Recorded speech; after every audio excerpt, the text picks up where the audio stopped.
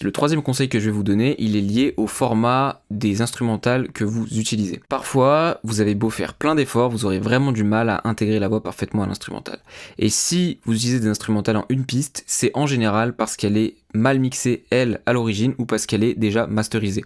Les deux, en fait, sont un problème. Le souci, c'est qu'en plus d'avoir aucun contrôle sur les éléments indépendamment, que ce soit une guitare, un piano, un kick, etc. En plus, souvent, elle est déjà masterisée. Donc vous avez une grosse différence, comme je l'ai dit dans l'astuce juste avant, de dynamique entre votre voix qui a été enregistrée dans votre home studio et qui a une grande dynamique, entre un morceau déjà masterisé. Et c'est très difficile de venir faire cet effet de glue au mix entre une partie qui a déjà été masterisée et qui est hyper compressée et une partie qui ne l'est pas du tout. Et c'est pour ça que vous avez pour la grosse majorité un problème à ce niveau-là, parce qu'on a une trop grosse différence de dynamique, on a deux éléments qui sont pas du tout pareils, et donc on va jouer avec les niveaux, on va essayer de les intégrer, mais in fine on n'arrivera jamais à avoir quelque chose d'aussi propre que si on avait les pistes séparées, qu'on pouvait gérer chaque niveau indépendamment et surtout qu'on avait une bonne dynamique sur chacun des éléments. Encore une fois, il faut retenir que pour avoir un bon master à la fin, parce que c'est ce qu'on veut, il faut pouvoir coller, gluer tous les éléments entre eux. Et pour ça, on a besoin d'avoir une dynamique correcte sur chacun des éléments. Sinon, on a un signal qui est écrasé par rapport à l'autre et ça va être très compliqué. En plus, ça vous cause aussi un souci au niveau de la loudness parce que du coup, vous allez souvent avoir des mix qui sonnent pas assez fort, même s'ils sont ultra compressés,